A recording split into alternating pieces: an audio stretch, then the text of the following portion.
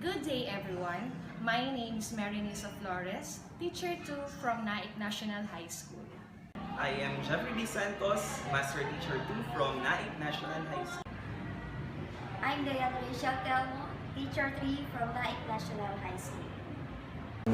The title of our study is the utilization of visual-manipulative models in correcting students' common errors in performing the fundamental operations on integers and its impact on their academic achievement in mathematics. Understanding integers is considered basic for progression to other topics in mathematics, but performing the fundamental operations on integers had been a major problem of the students. Teachers find it easier to teach rules than to teach for meaning, while students find it difficult to establish the rules for themselves. This results to misunderstanding and confusion.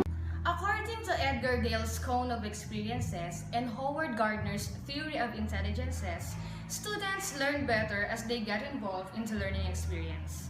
In addition, students tend to learn best when they can visualize how such operation is carried out. Visual models provide an easier way of teaching addition and subtraction of integers to students. The researchers adopted the integer chip model by Cunningham 2009 and the jar model in the study of Badaruddin and Khalid on 2008. And determine its effectiveness as a means of increasing grade 11 students' proficiency in performing the fundamental operations on integers and its impact to their academic achievement in mathematics. This study aims to answer the following questions. Number 1. What is the student's level of proficiency in performing the fundamental operations on integers before the implementation of the intervention program? Number 2. What are the students' common errors in performing the fundamental operations on integers before the implementation of the intervention program? Number 3. What is the student's level of proficiency in performing the fundamental operations on integers after the implementation of the intervention program? Number 4. Is there any significant improvement with regards to students' common errors in performing the fundamental operations on integers after the implementation of the intervention program? Number 5. Is there any significant difference with the students' proficiency in performing the fundamental operations on integers before and after the implementation of the intervention program? And last, is there any significant difference with the students' academic achievement in mathematics before and after the implementation of the intervention program? The researcher adopted and utilized a combination of two visual models, the jar model and the integer chip model, in teaching the students how to perform the fundamental operations on integers. The jar model can only be used in teaching addition and subtraction of integers, while the chip model can be employed in teaching all the fundamental operations on integers. The integer chip model made use of colored chips, one color for positive and one color for negative. So the integer chip model works like this. So for example, we're going to add positive 7 and negative 4. So these red chips represent the positive 7 and these 4 yellow chips represent negative 4. So to combine them, so positive 7 plus negative 4. A pair of red and yellow becomes 0. That is positive and negative integer. So if that is 0, it will be omitted from the chart, and then the other pair, and then the other one, and then the last pair. So we have 4 pairs of red and yellow, so that becomes 0. The remaining chips are 3 red. So that means our answer is positive 3. The researcher made use of purposive sampling in determining the students with difficulties in performing the operations on integers. A 16-item pretest was administered to all grade 11 students, and those who got a score of 50% and below served as a sample and undergone the intervention. The intervention lasted for 4 weeks and was conducted 1 hour twice a week. And for the schedule, you may refer on the right side of the screen. for the results and discussion, and for the first question, what is the level of students' proficiency in performing the fundamental operations on integers before the implementation of the intervention program?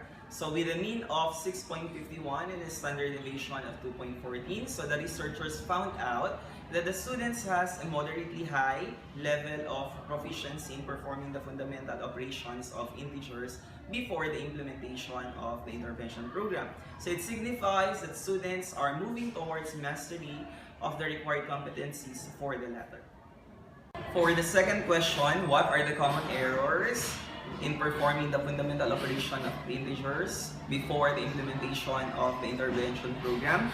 So majority of the errors were found under subtraction with a percentage of 44.05, followed by addition with a percentage of 21.89%, then division followed with a percentage of 20%, and finally multiplication with 14.05%. Specifically, majority of the errors were found under subtraction of a negative and positive number with a percentage of 14.82, followed by subtraction of a positive and a negative number with 13.78%, and then finally subtraction of two negative numbers with 10.54%.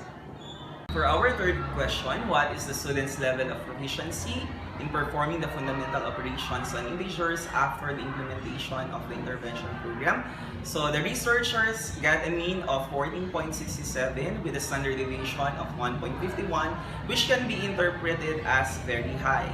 So therefore, we can say that the students have mastered the necessary competencies for the latter. For the fourth question, is there a significant improvement with regards to the students' common errors in performing the fundamental operations on integers after the implementation of the intervention program? So the researchers have observed an 85.95% reduction rate in terms of the common errors stated on the second question. For the fifth question, is there any significant difference in the student's proficiency in performing the fundamental operations on integers before and after the implementation of the intervention program? So the researchers obtained a computed p-value of 0, which is less than the critical p-value of 0.05. Hence, we rejected the null hypothesis. So we can say that there is a significant difference in the student's proficiency in performing the fundamental operations on integers before and after the intervention program. So a mean difference of 8.5 was observed, which implies a very great distance from the starting scores of the students. For the last question, is there any significant difference in the students' academic performance in mathematics before and after the implementation of the intervention program? So a computed p-value of 7.85 times 10 raised to negative 11 power was computed, which is less than the critical p-value of 0.05.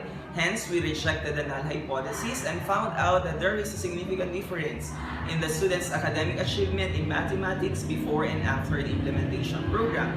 So we have observed that there is a 2.49 difference from the previous mean of the academic performance, with a 3.19% increase on their academic achievement.